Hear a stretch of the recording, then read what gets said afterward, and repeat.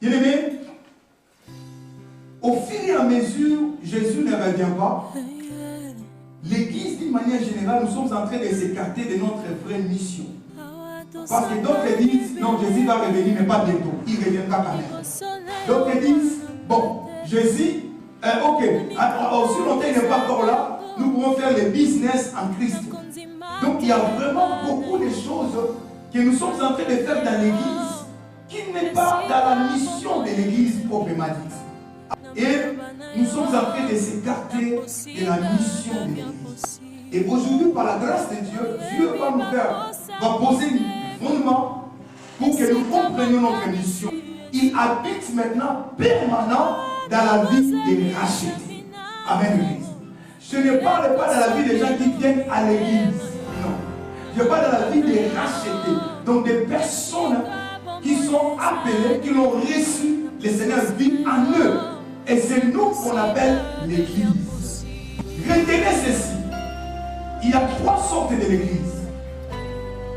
Il y a l'Église des personnes, nous sommes une Église. Il y a l'Église des bâtiments, un endroit localisé qui est les Saint-Nice. Toutes ces églises ont un objectif, je vais vous montrer. Il y a aussi l'église qu'on appelle l'église corps du Christ. L'église invisible. L'église que l'œil ne peut pas voir. L'église incorruptible. Là où personne ne peut corrompre. Parce que c'est une église pour y accéder, c'est Dieu lui-même qui donne l'accès. Amen. Dans cette église invisible, cela ne dépend ni des types ni du temps que quelqu'un est dans une église locale. Mais cela dépend seulement si une personne a réellement reçu le Seigneur dans sa vie. Et bien aimé, il faut que nous sachions une chose. La vie de toute personne sur la terre, il y a une mission. Retenez-le. Si tu ne découvres pas ta mission, tu deviens touriste sur la terre. Tu peux croire que tu travailles, c'est ça ta mission. Tu peux croire que tu as des enfants, c'est ça ta mission. Mais papa, ce n'est pas ça la mission par excellence que Dieu t'a envoyé sur la terre. Si tu ne découvres pas ta mission, le pourquoi Dieu t'a envoyé sur la terre, tu deviens touriste sur la terre. Ça veut dire que tu passes à côté de ton existence. Bien aimé, l'importance de vivre, ce n'est pas de vivre longtemps. L'importance de vivre, ce n'est pas avoir beaucoup de titres sur la terre. L'importance de vivre, ce n'est pas être honoré par plusieurs personnes sur la terre. Mais l'importance de vivre, c'est d'accomplir sa mission. Est-ce que quelqu'un comprend? Aussi longtemps je n'ai pas accompli ma mission, quel que soit mon honneur ou l'honneur que les gens me donnent, quelle que soit la longévité de la terre, je ne suis qu'un touriste. La mission, nos missions à nous, nous les comprenons étant des chrétiens en Christ Jésus. Parce que chacun de nous a une mission différente de l'autre. Dans la mission, il y a ce que nous appelons le destin. Ce sont des choses que Dieu a prévues avant la fondation du monde. Avant que tu sois une masse informe dans le ventre de ta mère. D'ailleurs, Jérémie, si je me souviens, il dit, quand j'étais une masse informe, donc je n'avais pas de forme, Dieu m'avait établi, m'avait positionné. Jérémie, déjà, par la révélation, il comprend qu'il y a des choses qui viennent avant même que tu sois formé, avant que tu sois fœtus dans le ventre de ta mère. Dans la vie sur la terre, nous sommes différents les uns des autres.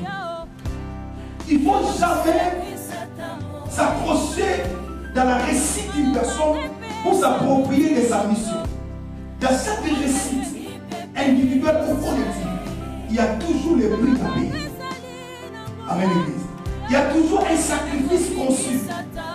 Quand tu vois une réussite dans la vie d'une personne ou dans une église, une grande église, demande l'histoire, ils te diront par où ils sont passés avec Dieu. Dans ce corps, nous pouvons pécher, mais un enfant de Dieu, c'est là où Dieu a établi la grâce et la repentance. Alléluia. C'est là où il y a l'importance de la grâce et de la repentance.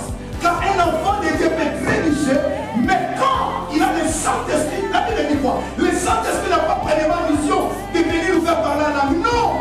La première mission du Saint-Esprit, c'est de nous convaincre du péché. Tu deviens maintenant le temple de Dieu. Le temple de Dieu, l'Esprit de Dieu habite à toi. Le temple de Dieu veut dire la demeure de Dieu.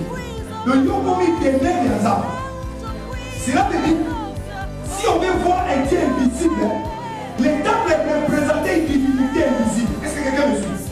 Quand on parle du temple de Jacob, le temple de Zéus, le temple, tous ces temples-là représentaient un Dieu invisible. Quand vous appelez les temples diaboliques, vous voyez des statues, ça représente l'image de ce Dieu-là qui est incroyable. l'apôtre Paul, inspiré par le Seigneur, dit, vous maintenant, vous êtes les temples de Dieu.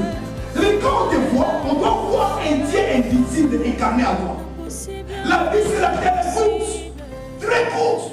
Dès que nous sommes là, nous risquons à ces temps ici d'avoir un bombe venant de ici, nous mourons tous. Parfois, tous nos projets que nous avons, ils ne vont pas les faire. Nous sommes tous près de l'Ukraine, nous sommes en Europe, nous. Est-ce qu'il y a des gens qui pensent à ça?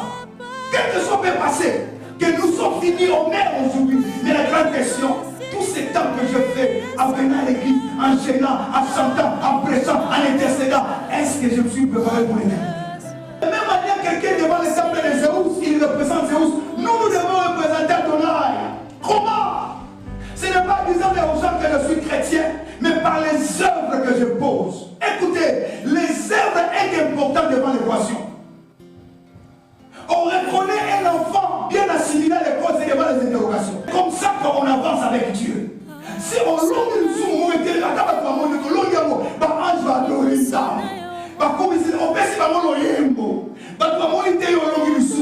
Les anges ont vu, les anges ont chanté. Il y a quelque chose qui s'augmente dans ta vie. Dieu cherchait seulement un peuple qui lui appartient. Même aujourd'hui, Dieu ne cherche pas une église remplie. Non. Mais Dieu cherche un peuple qui garde son nom. Dieu ne cherche pas un pasteur renommé dans le monde. Je ne dis pas que Dieu ne lève pas, Dieu lève. Mais Dieu cherche un pasteur renommé mais qui garde son nom. Dieu ne cherche pas une personne influente dans la société. Oui, mais une personne influente qui garde son nom. Le plus important à Dieu, une personne qui garde son nom. Celui qui garde le nom de Dieu, il est comme le représentant de Dieu. Alors cette personne-là, il devient non seulement la cible du diable, mais la protégée de Dieu en même temps. Est-ce que j'ai dit quelque chose? J'ai dit que celui qui garde le nom de Dieu, il devient la première cible de Dieu. Si dans ta famille, les diables connaissent que c'est toi qui gardes le nom de Dieu, c'est pas toi que la gloire de Dieu descend dans ta famille, tu deviendras un cible. Mais en étant un cible, tu es aussi protégé par Dieu. Parce que Dieu est ta cible que tu n'es pas seul.